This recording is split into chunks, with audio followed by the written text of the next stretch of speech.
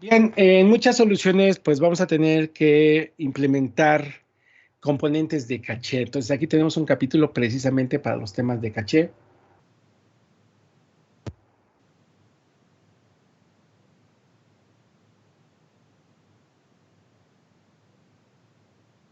El caché lo podemos ver en diferentes puntos de nuestras soluciones. Lo podemos ver desde CloudFront, lo podemos ver como caché para nuestras bases de datos y también lo podemos relacionar con algunos otros elementos como lo que manejamos a través de nuestros clientes de servicios de web. El caché nos lleva a tener que contestar un requerimiento de arquitectura, ¿no? Nos dicen, oye, nuestra capacidad de infraestructura está pues cada vez más sobrecargada con las mismas solicitudes, de tal manera pues que se están incrementando los costos y la latencia de manera ineficiente. Queremos resolver este problema. Y entonces lo que vamos a necesitar es implementar caché. Cuando nosotros, por ejemplo, este es un caso muy simple para recordar lo que es el caché. Si nosotros estamos en nuestra casa y queremos ir a la ferretería, bueno, pues a lo mejor el trayecto nos lleva 30 minutos, ¿no? Ir desde la casa hasta la siguiente ferretería.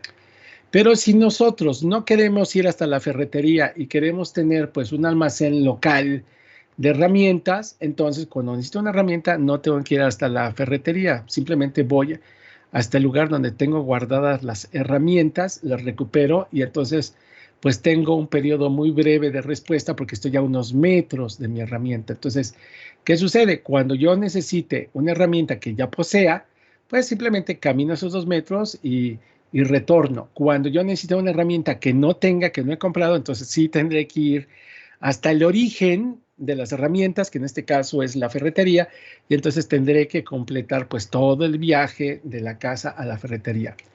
Aquí nuestro almacén de herramientas va a funcionar como un elemento de caché, en donde yo voy a poder tener elementos que yo necesito con cierta frecuencia y que prefiero tenerlos aquí que tener que ir a buscarlos a la ferretería que está más lejos. Entonces, nosotros necesitamos hacer caché cuando el proceso para recuperar la información sea lento y además sea caro. Esa es una justificante para tener caché. Cuando los procesos en nuestras aplicaciones sean lentos para recuperar la información, ¿verdad? O sea caro, entonces necesitamos caché. También podríamos necesitar caché cuando tenemos información en nuestras soluciones que es relativamente estática, es decir, que no cambia mucho y que es frecuentemente accesada. Como por ejemplo una página de servicios web, ¿no? Si ahorita yo les digo, vamos a ver la página de MSN, pues vamos a ir como 20, 25 personas a contactar el servidor de MSN y vamos a hacer la misma solicitud. Entonces ahí, pues lo que está publicado en la página de MSN no cambia con frecuencia. O sea, sí cambia, pero no segundo tras segundo, sino tiene minutos o a veces horas que permanece pues sin cambios. Y entonces hay muchas solicitudes de esa información. Entonces esa información que se puede ofrecer de la misma manera a muchos usuarios cuando la están buscando, ¿no? Cuando la información, bueno, pues está estática por cierto tiempo y tenemos pues el requerimiento de alcanzarla para poder realizar operaciones en donde esa información sea vital para el negocio. Es otro motivo también para tener caché, ¿no? Cuando tenemos información que pues se mantiene estática a través del tiempo. Así entonces, nosotros nos vamos a dar cuenta que el caché pues, nos permite pues, aumentar el tiempo de respuesta, bueno, para decirlo bien, hacer menor la latencia en las solicitudes que hagamos a los servicios, ¿no? Nos mejora entonces pues, la velocidad de respuesta. También nos ayuda a no hacer consumo de tantos recursos en la infraestructura. Cada que yo consulte una base de datos, ¿verdad? Si la base de datos tiene una configuración en donde estamos haciendo la solicitud de la información de una manera consistente, fuertemente consistente, entonces tendré que establecer pues un costo por las solicitudes. Entonces, si yo quiero minimizar el número de solicitudes o implicar menos costo, menos overhead en una solución, pues me interesa pues el caché, ¿no? Porque entonces, ¿para qué ir a consultar varias veces un mismo dato? Si lo puedo consultar una vez y tenerlo en caché y dar respuestas sin tener acceso a otros recursos. Y bueno, pues ahí está la reducción de la latencia que está directamente relacionada con la mejora de la velocidad. El caché lo podemos ver en muchos lados. Nuestras propias computadoras tienen caché, ¿verdad? Del lado del cliente, por ejemplo, cuando estamos usando un browser, pues nosotros tenemos caché también en la computadora. Del lado de los servidores también vamos a tener operaciones de caché. Entonces, nos conviene siempre pensar en términos de nuestras soluciones el utilizar este recurso del caché.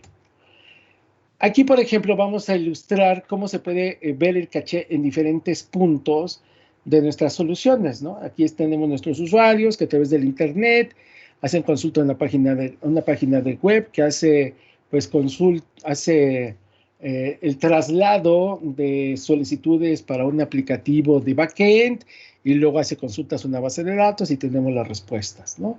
Bueno, nosotros podríamos tener servicios de web en donde los usuarios están solicitando información de manera frecuente y entonces podemos utilizar una solución de Content Delivery.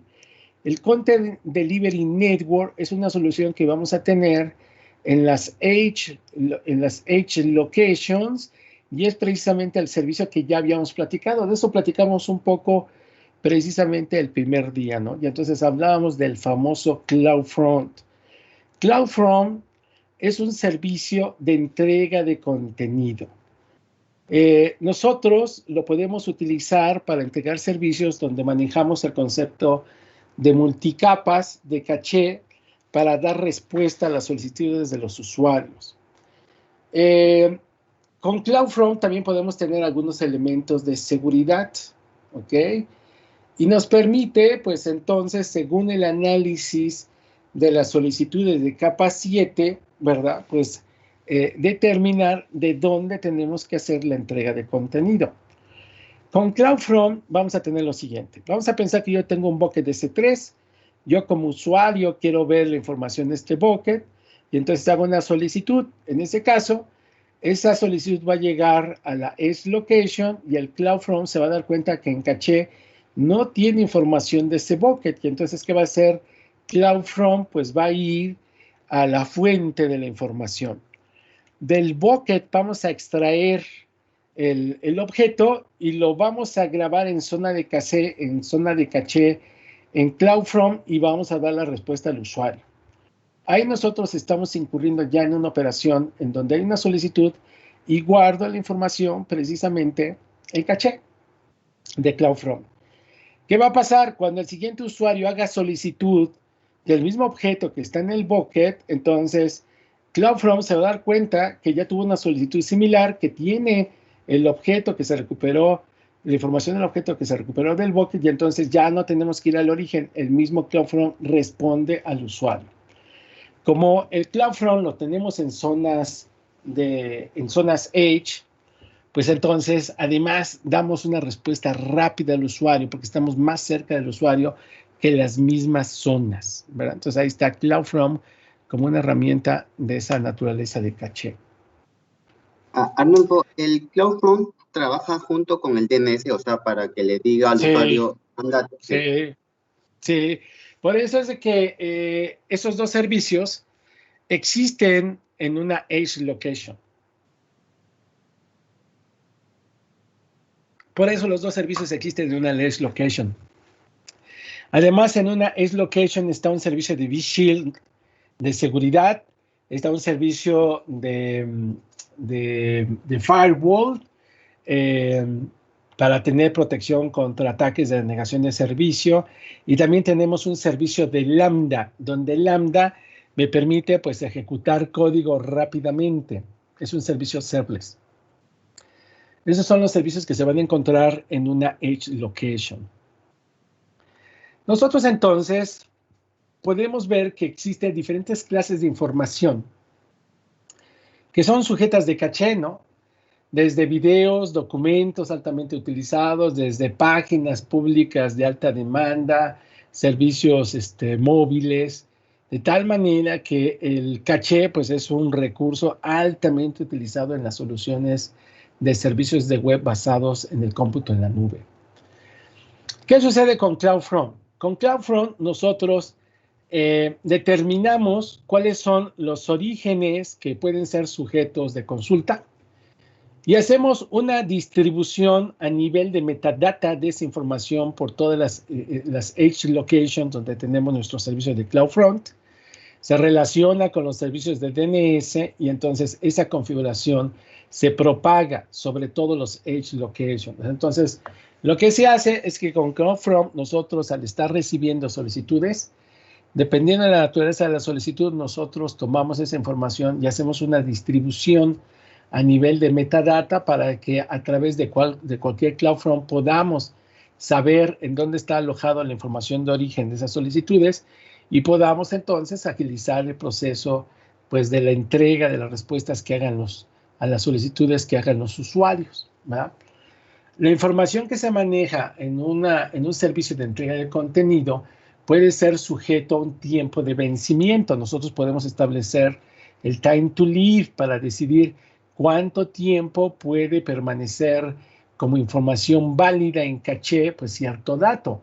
También podríamos utilizar el concepto de cambio de nombre. Si hay un cambio de nombre en objeto, entonces se invalida la información que tengamos en caché. O la otra es que a través de aplicativos nosotros establezcamos, según el vencimiento de la información, pues un mecanismo para invalidar los objetos. Entonces, hay varias alternativas para establecer cuándo la información que está en caché ya no es susceptible de que se mantenga vigente y se force una lectura del origen. Y entonces, nosotros con CloudFront podemos tener dirigido las solicitudes para contenido estático, contenido dinámico, ¿verdad? En donde podemos involucrar infraestructura de cómputo en la nube o infraestructura de nuestras propias instalaciones. Ya habíamos platicado que en una edge location también podemos utilizar un web firewall, que es el WAF. Es un firewall para servicios de web en donde nosotros lo que hacemos es detectar patrones de ataque de denegación de servicio distribuido. Entonces ahí tenemos nosotros precisamente esa opción, ¿no? De que en una edge locations podemos hacer uso de ese recurso junto con el CloudFront y como lo comentaron, pues también se usa en conjunción con el Route 53. Entonces, bueno, pues eso nos ayuda a tener soluciones más completas en términos de seguridad. Para hacer caché a nivel de la página, a nivel de la capa de web, pues también tenemos el Elastic Load Balancing, en donde podemos manejar, eso también alguien me lo preguntó, donde podemos manejar el estado de las sesiones, ¿verdad? Eso también son operaciones de caché. Cuando yo en un momento dado, a través de un load balancer, configuro que se mantengan las sesiones de estado, entonces nosotros tenemos la posibilidad de que al momento que haya una solicitud que previamente fue atendida por un servidor o una instancia de cómputo S2, pues dirigir de nuevo la solicitud para aprovechar la información de estado de una transacción con un mismo servidor para aprovechar toda la información que ya se haya generado en operaciones anteriores. Entonces, bueno, eso nos permite hacer un enrutamiento de las sesiones a servidores específicos para poder manejar la información de estado o de la sesión de estado de un usuario en particular. También es una operación de caché. Otra manera de hacer caché, y esta es más, diríamos nosotros, preferente, es no guardar la información de estado en la relación de una instancia de cómputo S2 y dirigiendo el tráfico desde un balanceador de carga. No, una mejor opción para hacer esto es guardar la información de estado en una base de datos como DynamoDB. Con DynamoDB nosotros podemos guardar la información de estado. También podríamos usar otros servicios de caché, como podría ser Memcache, que ahorita lo vamos a ilustrar, pero Memcache es una memoria no perdurable. lo que manejamos en nuestra base de datos de DynamoDB sí es una memoria perdurable. Entonces, esas son las opciones que tenemos que hacer para hacer caché a la base de datos. Si pensamos hacer caché a la base de datos, tenemos que pensar que vamos a tener servicios en donde va a ser necesario guardar información de las operaciones. Y entonces, para aplicaciones de esa naturaleza, nosotros podemos usar DynamoDB.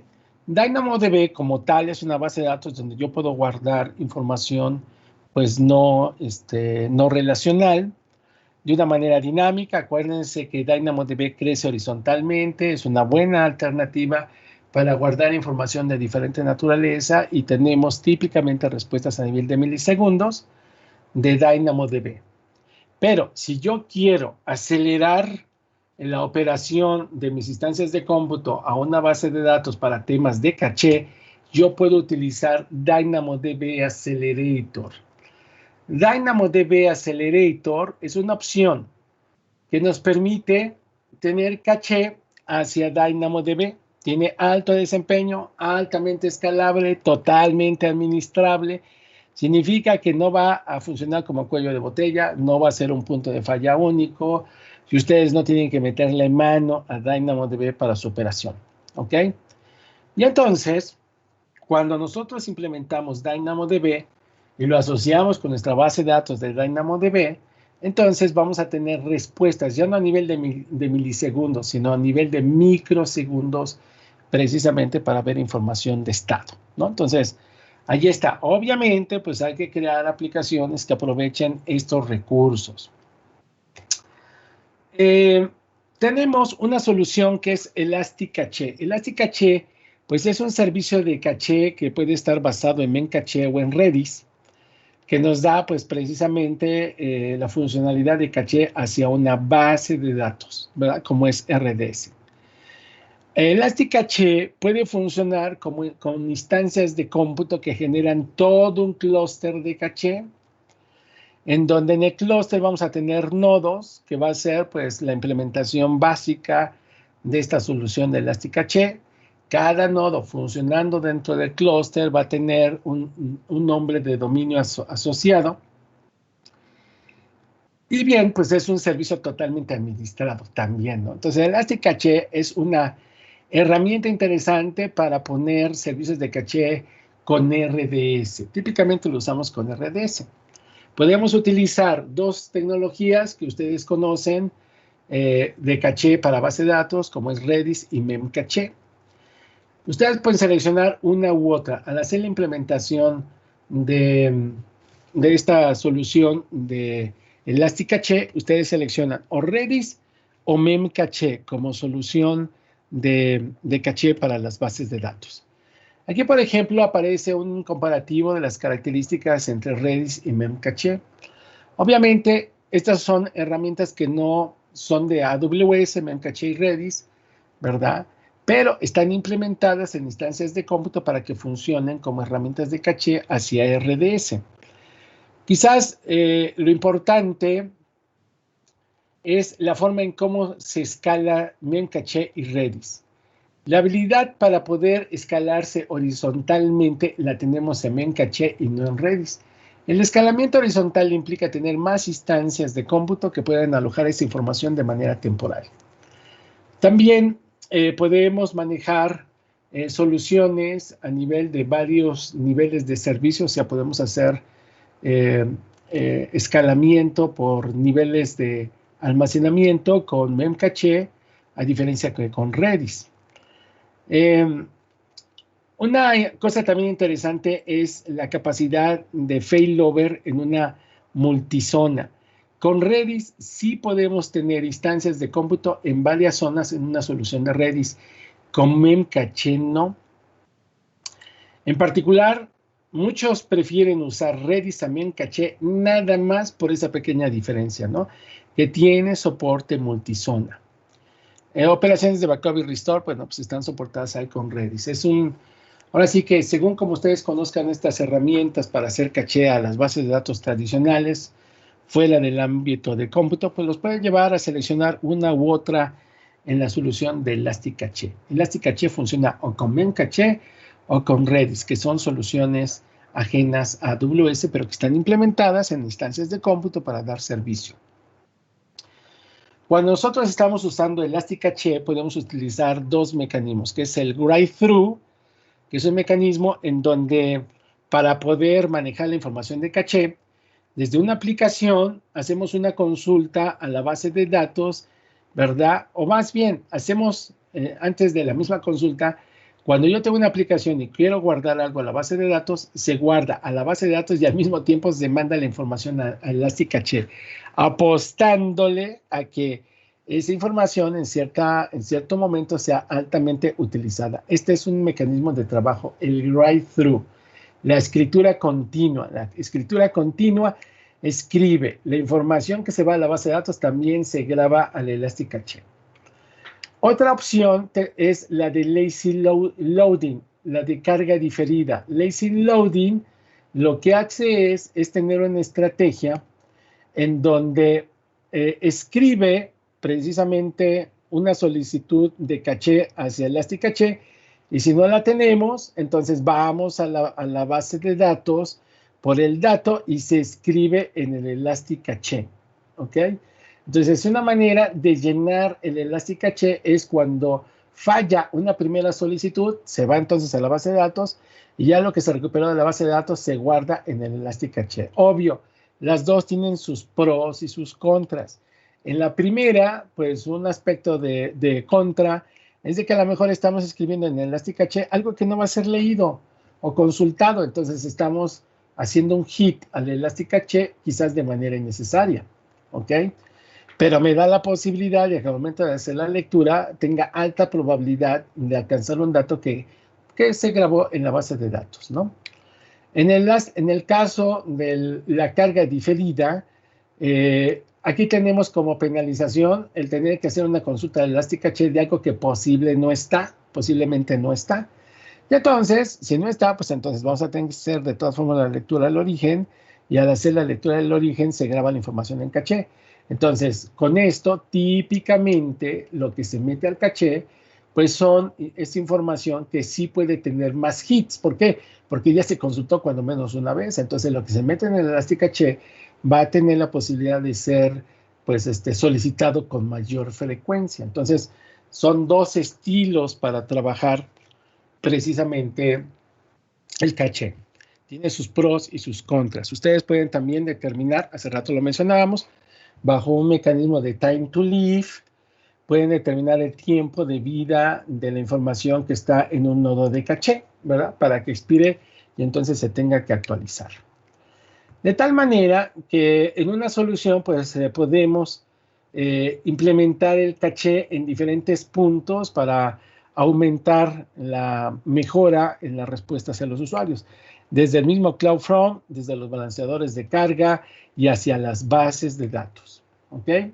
Entonces, ahí tenemos nosotros precisamente el tema de caché. Ya que estamos aquí, y antes de que nos vayamos a otro punto, de una vez vamos a ver, esto nos va a permitir hacer tenemos dos laboratorios todavía pendientes con mayor tiempo. Vamos a ver el tema de arquitecturas desacopladas. Con esto nos queda para mañana la parte de microservicios y de recuperación en caso de desastres, ¿verdad? Y también pues hacer los dos laboratorios que nos quedan pendientes del curso. Esta también es una sección más o menos corta y que ajusta muy bien al tiempo que nos queda precisamente de sesión. Y entonces mañana iniciaríamos con dos laboratorios. A ver, denme aquí un segundito. Denme un segundo, por favor.